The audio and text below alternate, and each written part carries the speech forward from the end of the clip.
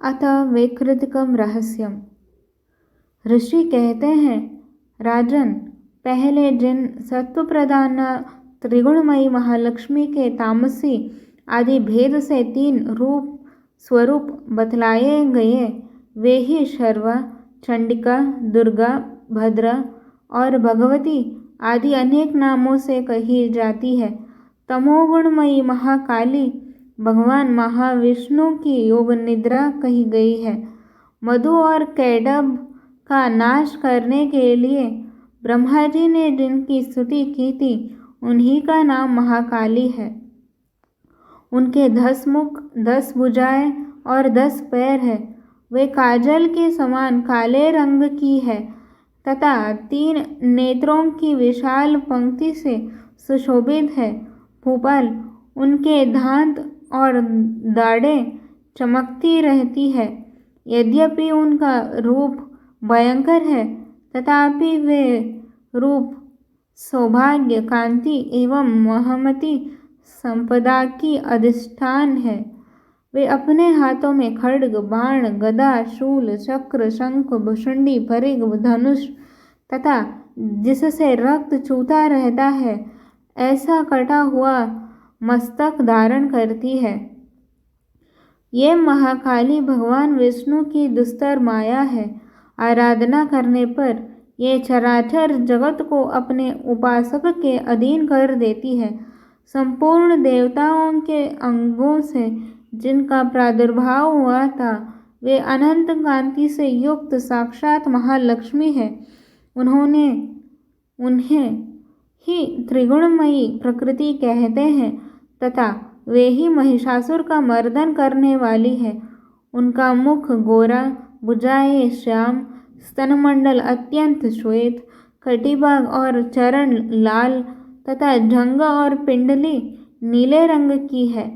अजय होने के कारण उनको अपना शौर्य का अभिमान है।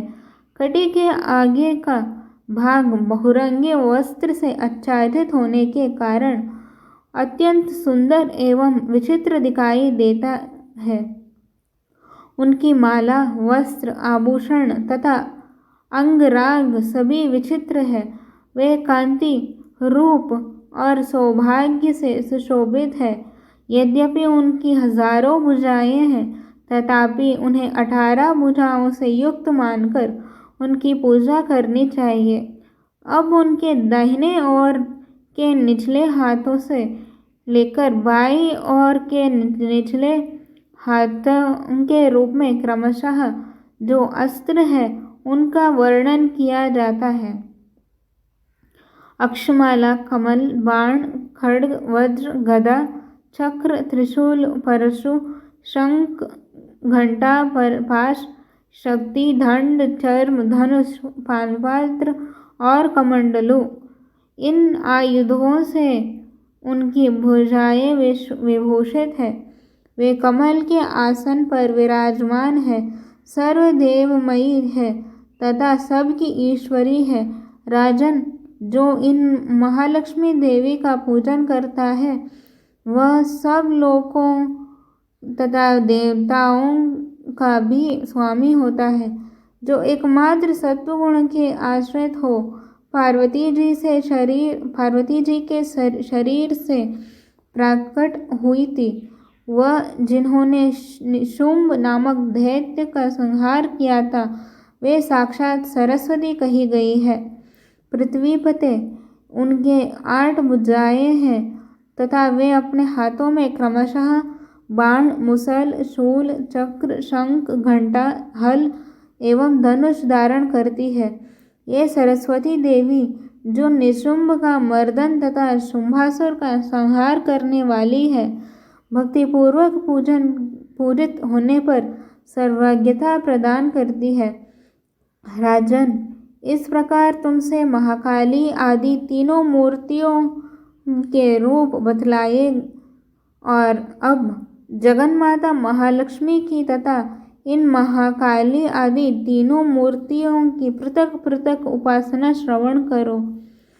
जब महालक्ष्मी की पूजा करनी हो, तब उन्हें मध्य में स्थापित करके उनके दक्षिण और वाम भाग क्रमशः महाकाली और महासरस्वती का पूजन करना चाहिए और पृष्ठभाग में तीनों युगल देवताओं की पूजा करनी चाहिए। महालक्ष्मी के ठीक पीछे मध्य भाग में सरस्वती के साथ ब्रह्मा जी का पूजन करना चाहिए। उनके दक्षिण भाग में गौरी के तथा रुद्र की पूजा करें तथा वाम भाग में लक्ष्मी सहित विष्णु का पूजन करें। महालक्ष्मी आदि तीनों देवियों के सामने निम्नांकित 3 देवियों के भी पूजा करनी चाहिए। मध्यस्थ महालक्ष्मी के आगे मध्य भाग में 18 भुजों वाली महालक्ष्मी का पूजन करें।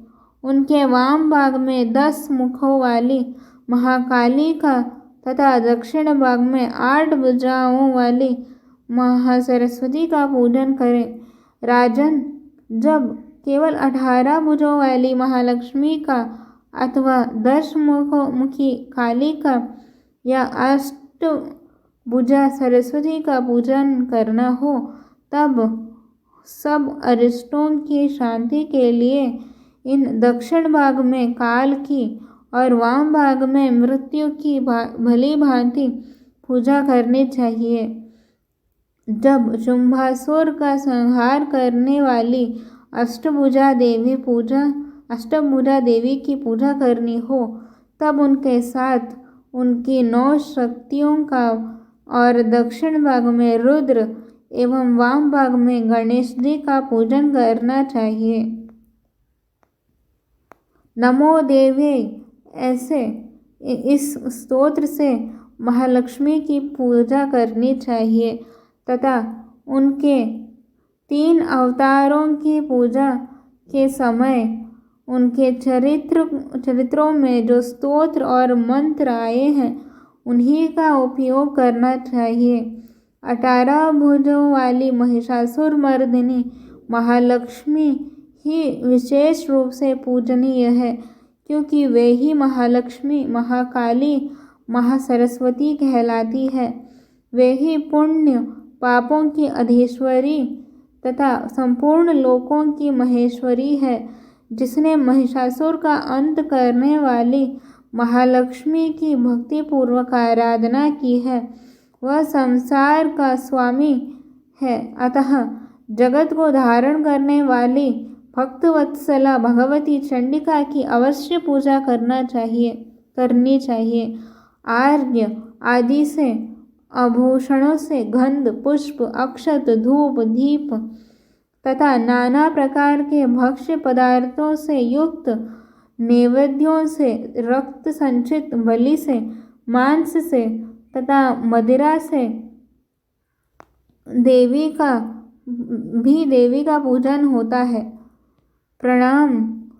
आचमन के योग्य जल, सुगंधित चंदन, कर्पूर तथा तांबूल आदि सामग्रियों को भक्तिभाव से निवेदन करके देवी की पूजा करनी चाहिए। देवी के सामने बाएं भाग में कटे मस्तक वाले महादैत्य महिषासुर का पूजा करना चाहिए, जिसने भगवती के साथ सायुज्य प्राप्त कर लिया। इसी प्रकार देवी के सामने दक्षिण भाग में उनके वाहन सिंह का पूजा करना चाहिए, जो संपूर्ण धर्म का प्रतीक एवं षड्विध ऐश्वर्यों से युक्त है। उसी ने इस चराचर जगत को धारण कर रखा है। तदनंतर बुद्धिमान पुरुष एकाग्रचित्त हो देवी की स्तुति करें, फिर हाथ जोड़कर तीनों पूर्वोक्त चरित्रों द्वारा भगवती का स्तवन करें। यदि कोई एक ही चरित्र से स्तुति करना चाहे तो केवल मध्यम चरित्र पाठ से कर ले, किंतु प्रथम और उत्तर चरित्र में से एक का पाठ करना मना है। आधे चरित्र का भी पाठ करना मना है। जो आधे चरित्र का पाठ करता है उसका पाठ सफल नहीं होता।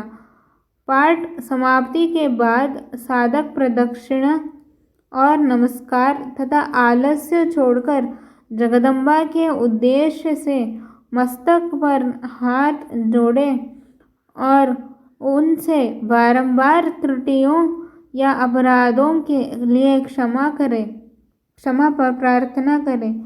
सप्तशती का प्रत्येक श्लोक मंत्र रूप है। इससे तिल और घृत मिली हुई खीर की आहुति दे अथवा सप्तशती में जो स्तोत्र आए हैं उन्हीं के मंत्रों से चंडिका के लिए पवित्र हविष्य का हवन करें। होम के पश्चात एकाग्रचित्त हो महालक्ष्मी देवी के नाम मंत्रों का उच्चारण करते हुए पुनः उनकी पूजा करें।